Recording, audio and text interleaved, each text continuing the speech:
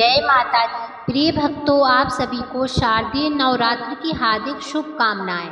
यह पावन पर्व माँ आदिशक्ति दुर्गा को समर्पित है, जो संपूर्ण सृष्टि की पालन करता है और संकट मोचन शक्ति है।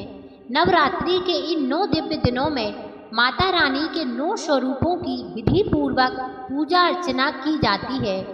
जो साधक पूरे श्रद्धा भाव से उपवास एवं व्रत करता है, उसके जीवन से समस्त पाप और दुख दूर होकर सुख, समृद्धि और शांति का आगमन होता है। शास्त्रों में वर्णन है कि जो भी भक्त नवरात्र व्रत कथा का श्रवण करता है, उसे सहस्त्र यज्ञ करने के समान फल प्राप्त होता है।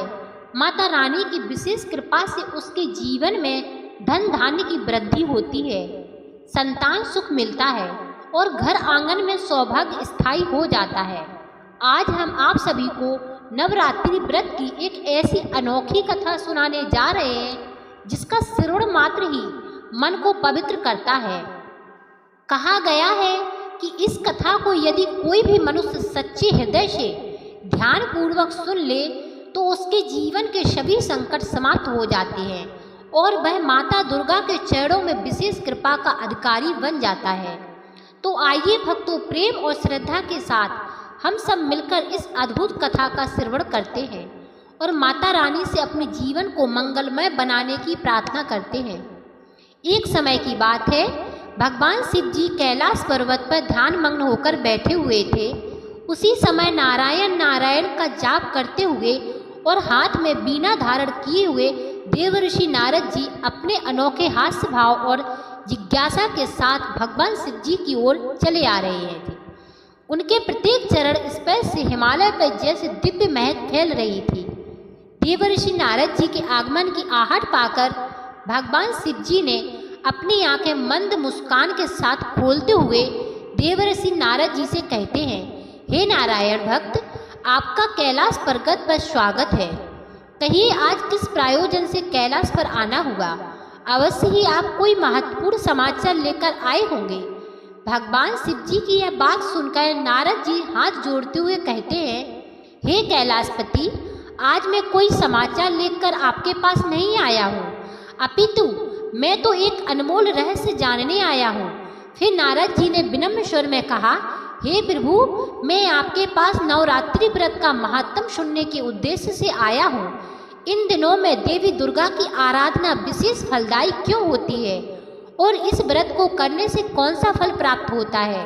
कृपया मुझे इन प्रश्नों का उत्तर देकर मेरे मन में उठ रहे संशय को दूर कीजिए। नारद जी के प्रश्नों को सुनकर भगवान भोलेनाथ मंद मुस्कान के साथ बोले, हे ब्रह्मानंद, आज आपने उत्तम प्रश्न किया है। आपके माध्यम से समस्त संसार को इस व्रत का महात्म पता चलेगा, इसलिए आप ध्यान से सुनिए। आज मैं आपको इस व्रत का महात्म सुनाता हूँ तथा इस व्रत को करके विधि और नियम भी बताता हूँ। किंतु उससे पहले मैं आपको नवरात्रि व्रत की महान कथा सुनाता हूँ।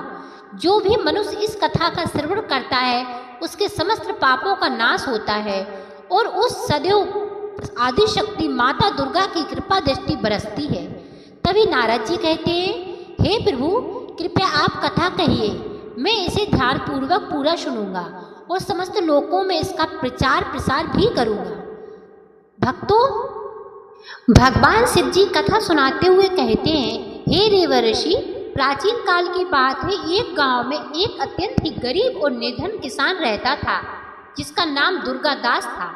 उस किसान की कई संतानें थीं जो कोई काम नहीं करती थी, क्योंकि वे अभी बहुत छोटी आयु की थी। धन के अभाव से वे सभी हमेशा दुखी रहा करती थी। उनके पास जीवन यापन करने के लिए जमीन का एक टुकड़ा भी नहीं था और ना ही उनके पास व्यापार करने के लिए धन था। दिन भर किसान दूसरे के खेतों में काम करता था। बदले में उसे जो धन मिलता था, उसी से वह अपने बच्चों के लिए रात्रि को कुछ खाने को ले आता था। वह किसान थोड़ा थोड़ा भोजन अपनी संतानों को खिला देता था और जो भी कुछ बच जाता, उसी से अपना पेट भर लेता था। पूरा परिवार दिन भर भूखा रहता था और केवल रात्रि को थोड़ा सा खाना खा लिया करता था। इस प्रकार से वह किसान स्वयं भूखा रहकर दूसरों का काम करके अपने परिवार का पालन पोषण कर रहा था। वह किसान स्वभाव से अत्यंत निर्मल और दयालु था। वह धर्म प्रायण, शांत, सदाचारी, सत्यवादी, क्रोध न करने वाला, धैर्यवान और अभिमानी रहित था। वह प्रतिदिन देवताओं और पितरों का पूजन करता था, अपने द्वार पर आए हुए अतिथियों का आदर सम्मान करता था और उन्हें भोजन कराने के बाद जो कुछ भी बच जाता उसी से अपना गुजारा चला लिया करता था। कुछ समय बीतने के बाद एक दिन एक तपस्वी ब्राह्मण महात्मा उस दुर्गादास नाम के किसान के घर पर आए। दुर्गादास ने ब्राह्मण महात्मा को जो कुछ भी उससे हो सका उसने महात्मा को दान दिया और उनका स्वागत सत्कार किया। उसके बाद दुर्गादास ने हाथ जोड़कर प्रणाम करके अत्यंत व्याकुल मन से अपने मन की व्यथा सुनाते हुए साधु महात्मा से बोला, हे महाब्राह्मण देवता, यदि आप हमारे अतिथि धर्म से प्रसन्न हैं तो क्या हम आपसे कुछ पूछ सकते हैं? दुर्गादास की यह बात सुनकर वह ब्राह्मण कहने लगा, हे पुत्र, आपकी चर्चा तो नगर में चारों तरफ है कि आप एक महान दानी और पुण्य आत्मा हैं। आप अतिथियों का स्वागत सत्कार अत्यंत ही प्रेम भाव से करते हैं। इसी कारण से मैं आपके पास आया हूँ। कृपया आप संकोच न करते हुए आपकी जो भी शंका हो उसे पूछ लीजिए। तब वो किसान हाथ जोड़कर करुण स्वर में कहता है, हे ब्राह्मण देवता, कृपया करके आप मुझे बताइए कि मेरी दरिद्रता का नाश निश्चित रूप से कैसे हो सकता है। इस दरिद्रता के कारण मैं अपने परिवार का भरण पोषण नहीं कर पा रहा हूँ। मैं बहुत परेशान रहता हूँ। हे ब्राह्मण देवता, मुझे धनवान बनाने की तनिक भी अभिलाषा नहीं है। मैं तो बस इतना चाहता हूँ कि मेरा परिवार 2 वक्त का भोजन पा सके और मैं अपने परिवार का पालन पोषण करने के लिए समर्थ हो जाऊँ। मेरे पुत्र पुत्रियां भूख से पीड़ित होकर भोजन के लिए बहुत रोते हैं। मुझसे उनका यह दुख देखा नहीं जाता। भक्तों, आगे उस किसान ने रोते हुए सन्यासी महात्मा से कहा, हे ब्राह्मण देव, आज मैंने अपने रोते हुए बालकों को घर से निकाल दिया है और वे कहीं चले गए हैं। इसलिए मेरा हृदय शोक की अग्नि में जल रहा है। धन के अभाव में मैं क्या करूं? मेरी पुत्री भी विवाह के योग्य हो गई है। नगर के लोग मुझे ताने मारते हैं, किंतु मैं कर भी क्या सकता हूँ? मेरे पास इतना धन भी नहीं है कि मैं अपनी बेटी का विवाह करके उसका कन्यादान अपने हाथों से कर सकूं। हे ब्राह्मण देव, इसी कारण से मैं चिंतित हूँ। हे दया निदान, आप तो विद्वान और तपस्वी हैं। कृपया आप मेरी इस समस्या का समाधान कीजिए। मुझे विश्वास है कि आप अवश्य मेरी मदद करेंगे।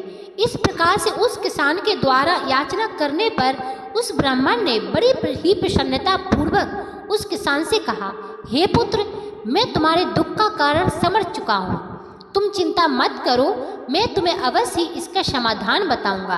तुम अब नवरात्रि के व्रत का अनुष्ठान करो। इसमें तुम माँ भगवती की पूजा, उपासना और हवन करो। सुबह शाम आदि शक्ति माँ दुर्गा के मंत्रों का उच्चारण करो। इससे तुम्हारे सभी कार्य सिद्ध हो जाएंगे। तुम्हारी दरिद्रता नष्ट हो जाएगी। तुम्हारे घर में सुख समृद्धि का आगमन होगा। जो भी मनुष्य नवरात्रि व्रत करता है उसके सभी मनोरथ पूर्ण हो जाते हैं। यह व्रत सदा और मोक्ष देने वाला है, सुख तथा संतान की प्राप्ति देने वाला है एवं शत्रुओं का पूर्ण रूप से विनाश करने वाला है।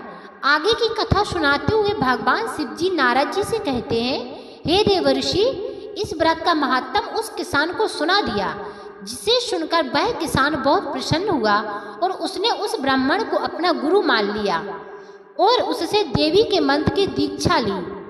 तत्पश्चात उस किसान ने अत्यंत भक्ति पूर्वक नवरात्रि में उस मंत्र का जाप किया और अनेक विधि तथा उपायों से माँ भगवती का पूजन किया। इस प्रकार से उस किसान ने कई वर्षों तक नवरात्रि के व्रत का अनुष्ठान किया।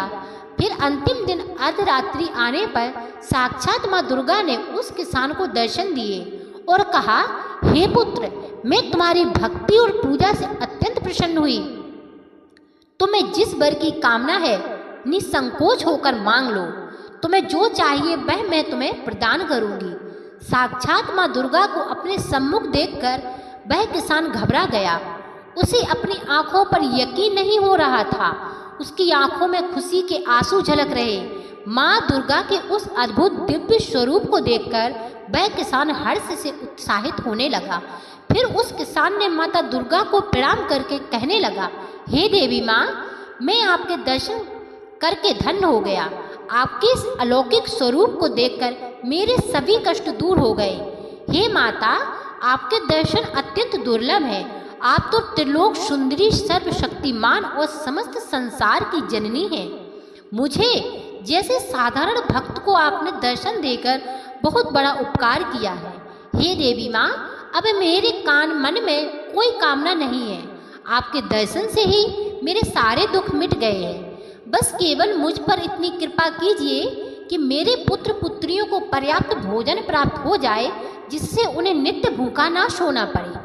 दुर्गा दास की विनम्रता और उसकी निराशित स्थिति देखकर माँ दुर्गा ने मधुर मुस्कान के साथ कहा, हे पुत्र, मैं तुम्हारी सच्ची भक्ति और तुम्हारे तप से प्रसन्न हूँ। तुम्हारी दरिद्रता का अंत होगा, तुम्हारा घर धन धान्य से भर जाएगा और तुम्हारे परिवार की सारी समस्याएं समाप्त हो जाएंगी। तुम्हारे बच्चों को भी अच्छा भविष्य मिलेगा और तुम्हारी पुत्री का विवाह जल्दी ही होगा। मैं तुम्हें यह वरदान देती हूँ। इतना कहने के बाद उस स्थान पर एक दिव्य प्रकाश उत्पन्न हुआ और देवी दुर्गा अंतर्ध्यान हो गईं। उसी क्षण दुर्गा दास किसान का घर प्रकाश से भर गया और उसकी दरिद्रता समाप्त हो गई। देखते ही देखते उसके छोटे से घर की जगह एक विशाल महल खड़ा हो गया। उस महल में स्वर्ण मणियों और बहुमूल्य रत्नों का भंडार भर गया। उसकी सारी संतानें ये अद्भुत दृश्य देखकर खुशी से तृप्त हो गईं। दुर्गा दास के पास अब न केवल अपने परिवार के लिए अन्न था, बल्कि वह दूसरों की भी मदद कर सकता था। कुछ दिनों बाद उस किसान ने अपनी पुत्री के लिए एक अच्छा सा वर देखकर उसका विवाह कर दिया। भक्तों, इतना धनवान बनने के बाद भी उस किसान ने अपनी भक्ति और श्रद्धा को कभी नहीं छोड़ा। वह प्रतिदिन माँ दुर्गा की पूजा करता और उनके प्रति आभार व्यक्त करता था। उसका जीवन अब आनंद और समृद्धि से भर गया। उसके परिवार ने भी माँ दुर्गा के प्रति भक्ति और समर्पण को अपनाया और वे सभी माँ के आशीर्वाद से सुखी जीवन व्यतीत करने लगे। भगवान शिव कहते हैं, हे देवर्षि, इस प्रकार से मैंने आपको नवरात्रि व्रत की महान कथा सुनाई है। इस कथा को सुनने मात्र से ही व्रती मनुष्य के सभी कार्य सफल हो जाते हैं। जो मनुष्य पूरे नवरात्र उपवास करने में असमर्थ है, वह प्रथम और अंतिम दिन उपवास करके यथोचित फल प्राप्त कर सकता है। हे देवर्षि, नवरात्र के इस कथा को सुनने के बाद माँ का जयकारा अवश्य लगाएं। हम आशा करते हैं आपको नवरात्रि व्रत की यह कथा और महात्म समझ में आ गया होगा। कथा को सुनने के बाद भगवान शिव जी नारद जी से अत्यंत भाव विभोर होकर कहते हैं, हे प्रभु, आपके मुख से इन कथा को सुनकर मैं धन्य हो गया। मैं इन कथा का तीनों लोकों में प्रचार करूंगा और नवरात्रि व्रत का महात्म सुनाऊंगा। इतना कहकर नारद जी भगवान शिव जी को प्रणाम करके कैलाश से प्रस्थान कर जाते हैं। भक्तों, एक बार श्रद्धा और प्रेम से बोलिए जय माँ दुर्गा, जय माता रानी। प्रेम से बोलिए जय माता दी। माता रानी हम सब पर अपनी कृपा बनाए रखना। ऐसे ही और भी रोचक और आध्यात्मिक कथाओं को सुनने के लिए चैनल को सब्सक्राइब कर लें। कमेंट बॉक्स में जय माता दी लिखकर अपनी हाजिरी लगाना ना भूलें। फिर मिलते हैं एक और वीडियो के साथ। धन्यवाद। जय श्री कृष्ण, जय माता दी।